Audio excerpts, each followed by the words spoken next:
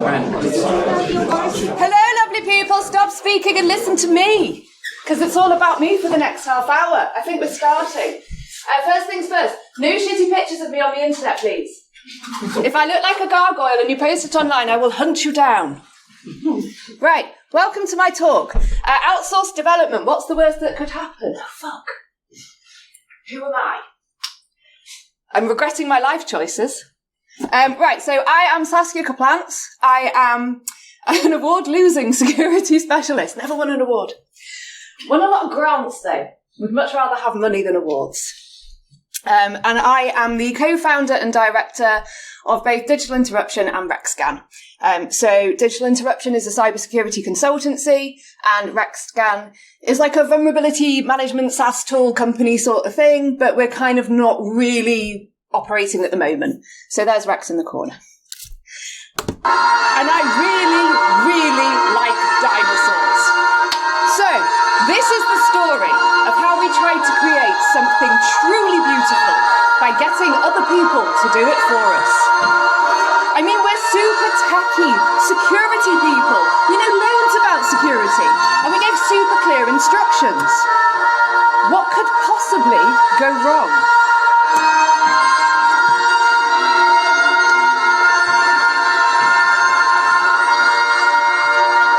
In 1973, the US Supreme Court ruled that abortion was recognised as a constitutional right. So this meant that individual states couldn't restrict abortion. When this was overturned in 2022, many states started to restrict access to sexual health care. So following this change, there was a lot of advice, particularly on social media, that people should delete their period tracking apps. So this whole idea that you could be tracked through the apps, that it could be used to prosecute you. And as a result, a lot of consumers did start to question all of these different period tracking apps. But some of those apps decided to cash in on it. One in particular, who we won't mention, Stardust. And they basically said that they had encryption that meant that they could never hand over your data. Which kind of doesn't make sense, because encryption doesn't mean data can't be handed over. So let's just kind of start with that. Encryption basically means that you can decrypt something. It's just it needs to be decrypted by the right people. It doesn't make data impossible to read, it just makes it harder to read. And it turns out that much of the data within this specific app actually was visible, and they were already sending it to third parties, as many apps do. And governments absolutely have the right to compel any company to hand over data. So let's take the app Telegram, for example. They argued that they couldn't share data because of the GDPR. And then they allegedly went on to share IP addresses, phone numbers, all sorts of data with American, Russian, and even German authorities. So all of this tells me that the people who made this specific period tracking app don't really understand the technology that they're talking about. And they really don't understand security. And the reality is that the period tracking apps that we're addressing, it's not just them that are tracking you, because this comes down to how mobile technology is built. When you use apps, they're constantly passively collecting data about you. And that data is more detailed when it's on a mobile device. So when you download a mobile app, like you're setting up an account and you give that account certain permissions. You need to give those permissions in order for that to be able to work. So you might have like a mobile number as part of that account, or a device ID. And this allows you to log in. You may be connecting to other apps on your phone. So you might give it like permissions for location tracking, or it might be that you're giving it permissions for photos. For quite a lot of them, it might also be your health tracker as well. So it may therefore start collecting data like geolocation, your physical movements, online behaviours, your browser history, biometrics in order to get in. There might also be your specific health data. And if you've used Google or Facebook toolkits in order to create the app, usually data is being sent to them, because as part of that toolkit, that is embedded within it. So you actually have to take that off to stop the app from sending that data. So 60% of mobile applications that have been built using Meta or Google will automatically start sending data back to Meta and Google. And because all of this links to your device, all of this data can be aggregated and it can be subpoenaed. So it's not just the period tracker that might be used in evidence. So, for example, if you are moving between states because you're looking for abortion care, it's not just this period tracker. Where did you stay? Did you use an app for travel, to book accommodation, to message a friend? Which apps were using your location movements? Did you leave your phone at home? But whose home? Did you take time off work? Who did you tell? And with the, I don't know why I put something about Apple Watches in there, but with Apple Watches as well, recording certain health statistics, all of this can build a picture. But we're smarter than the app, right? We can game it. There are privacy protections that shield you. But in short, no. It simply works that most of these apps actually cannot function without taking this data. It's literally how they're built. But what about the GDPR? Well, it doesn't cover any countries outside of the EU, and it's really quite a weak regulation. Through trackers such as Clue, they're saying that they won't share your data, but they can't guarantee this. Well, what about HIPAA? Well, usually period trackers are not covered by privacy laws such as HIPAA. And even if they were, a 2019 study found that 79% of health apps were available on the Google Play Store, and they regularly shared data and were far from transparent. Well, what if I log a false period? Well, apart from that negating the whole point of having a period tracking app, you've already put the data in, and that data's been timestamped. So it can actually show that you have changed that data. And finally, even if you revert to using a pen and paper, there's all sorts of stuff where... I'm sorry, I don't know why I'm doing such a bad job of this today. I'm going to take a breath and have a sip of water and try and regroup. It is. It's because I'm hungover. I'm terribly sorry. I've never actually done a B-Sides Leeds talk sober. And I'm really in that tradition at the moment, and I know that this is being recorded, which is absolutely tragic. But there we go. So with rewards of up to $10,000 up for grabs for anybody who dobs somebody in who's going for going for an abortion, it's increasingly difficult to know who you can trust in this kind of situation. So this raises a question.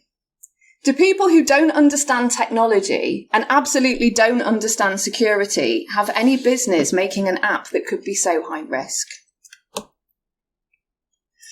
So after giving several interviews on this subject, it all started to feel quite depressing. But then I remembered that I run a software house, and I literally could make something that would be better than what was currently available. So we decided to do a little experiment, and we made Lex. Lex with an L, not Rex with an R. Yes, it got terribly confusing. Well, I say we made it, we designed it. And then we outsourced it, because I decided that it would take too much time to do it in-house. So what is Lex? Well, it's an offline, open-source, general symptom tracker with settings for periods and menopause. It has no back end. The data's stored locally. And you can export the data and store it yourself. There are no ads, there are no in-app purchases or trackers, and it's completely free. You can use it to track any symptoms for any condition. It has a pretty extensive list of symptoms that you can choose from, and if you want to add in your own symptoms, you can do that too.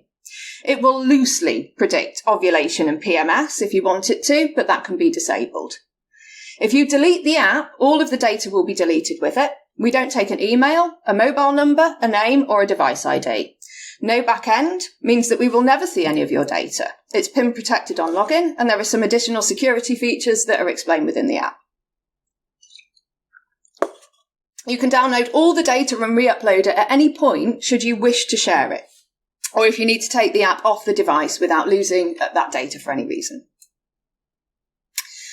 The idea is that it would be built, or at least tested, using RexScan. So you could say that Lex is protected by Rex, you know, like in the movie where the T-Rex attacks the raptors and saves everybody. But most of all, the idea was it was simple and secure. And as it's non-commercial and released open source, the community could maintain it, right? So all of this seems pretty simple, pretty straightforward. We threat modeled it, we designed it, we just need someone to make it. So we're already one step ahead of all these other apps. I say simple. I have had to explain menstruation to a lot of people.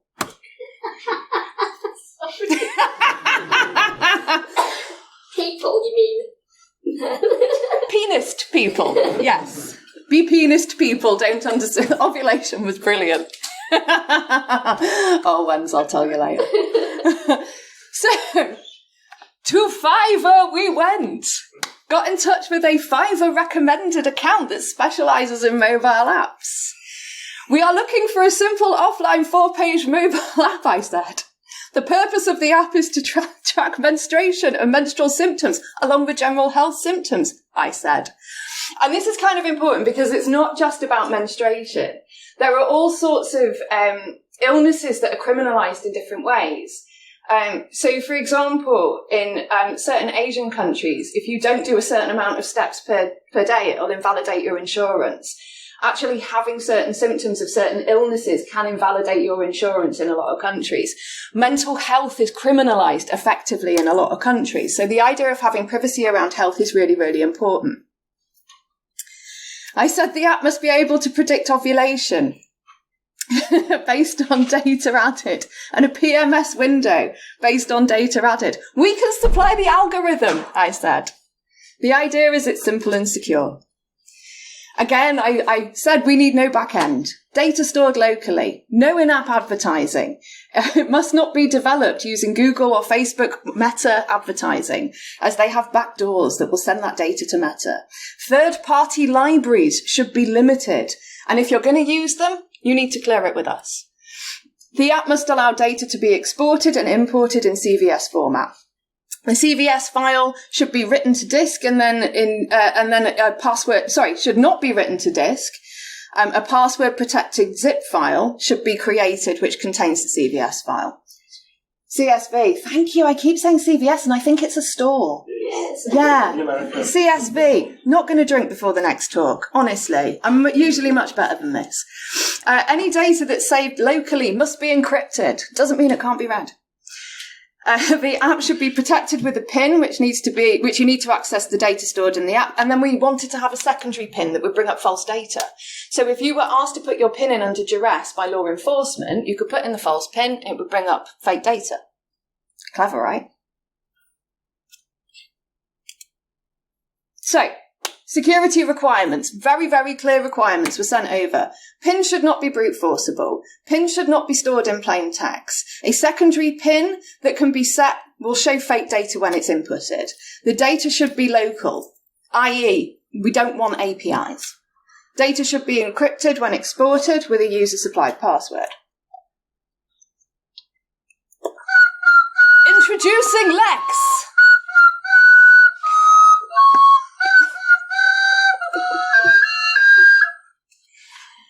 It crashed constantly.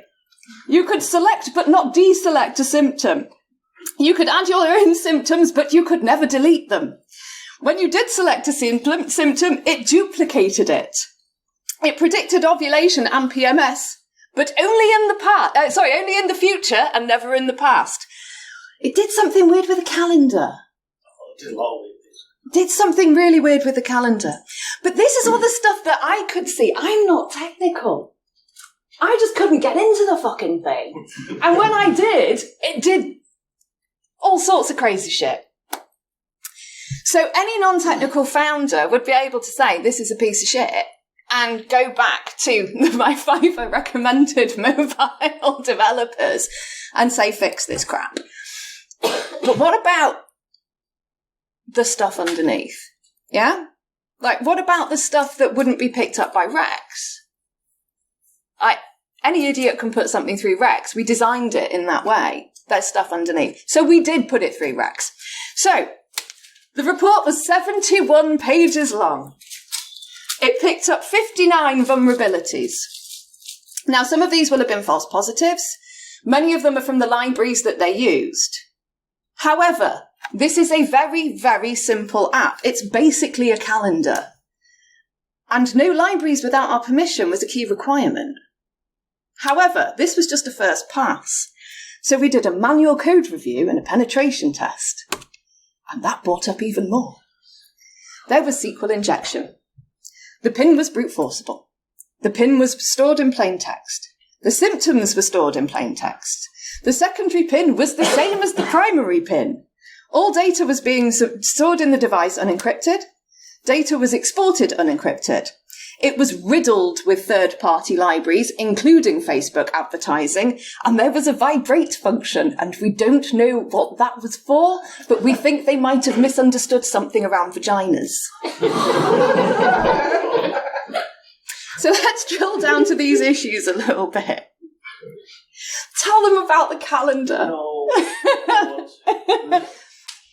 Like, one of the things it did was when you were predicting the TMS, it would do it for, like you said, like for the month, for next month. But then if you put your period symptoms in for the month after, you just redid the other ones, and then you end up with like lengths of just on the back of each other events that were added in. Oh, it was horrible. I think they'd done something where instead of using like a proper calendar library, they had just basically divided everything by 365.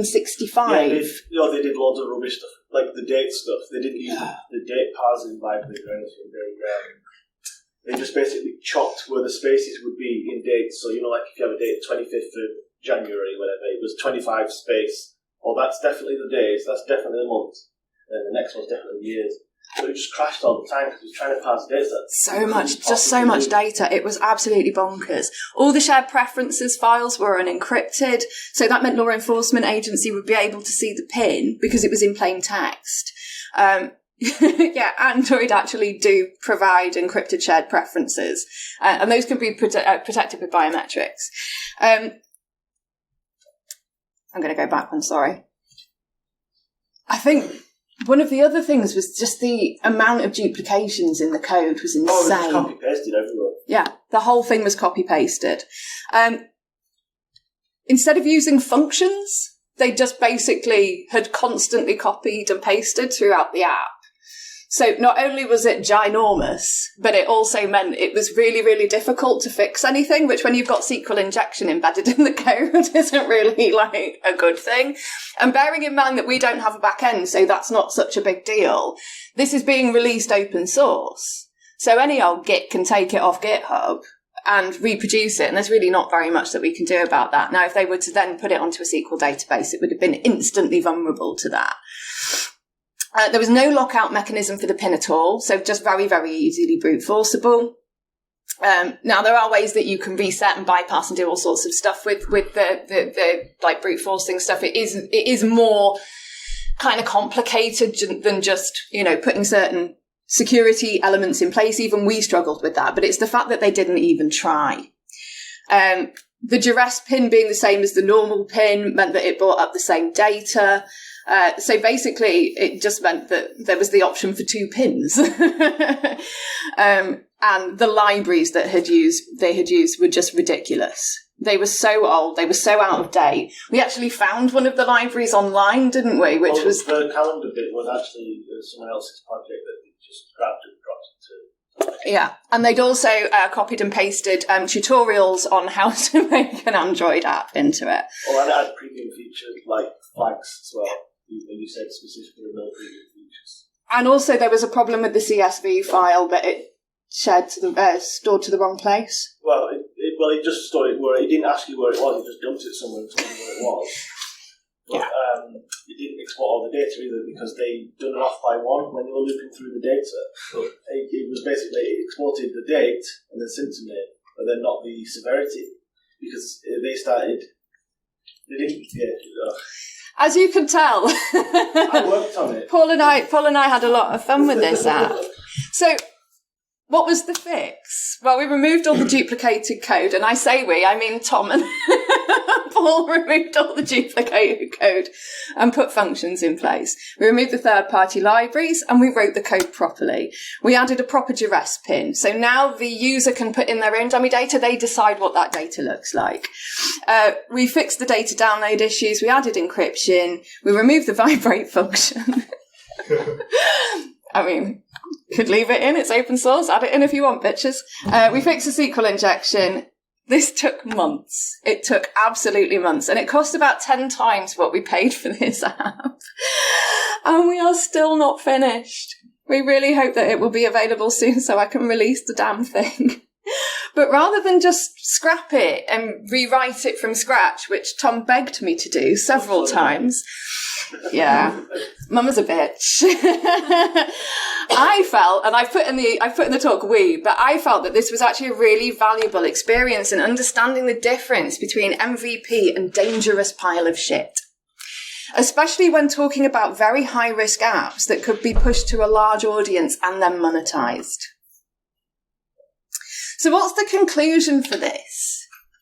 Well, in short, if you're going to release this kind of app, you really need to have somebody on the team or adjacent to that team who you trust, who understands technology. If you don't understand technology, you should not be creating stuff like this, certainly not from Fiverr, because it's dangerous. But that's really easy to say, right?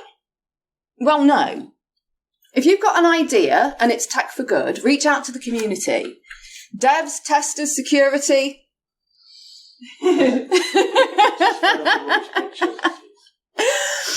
Devs, test, security people, they will all help you understand risk and the difference between MVP and dangerous. Particularly with security, we never shut the fuck up. We love to talk about it. We love to consider ourselves experts on everything. If you're going to release a project, consider open sourcing it in the first instance. Usually there's a free version of something anyway to get people hooked or interested. Just do it open source. If you do it open source, then people are going to help you build it from the community. They'll help you understand things. Find out about tech.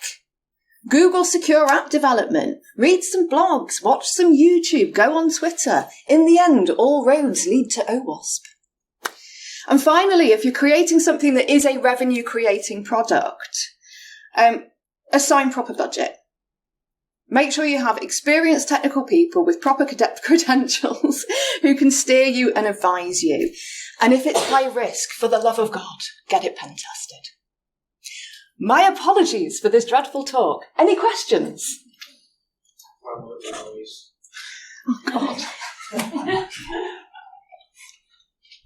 When you can't brute force the pin. You already can't. I added that in. Well, what's the one that we've got outstanding? It's one of the security features. It was to do with the way that the secure preference password was stored, because it's encrypted secure preferences. We wanted to have it so that you couldn't take the data. When we've solved that. Yeah. So I don't mind releasing something open source with quite possibly the world's shittiest code. But releasing something open source that is my attempt at poning other people for being insecure, that's insecure as fuck, probably isn't going to be good for my reputation as an award-losing security specialist who does great talks when hungover and certainly doesn't have to take a break, drink some water and start again after having taken a breath.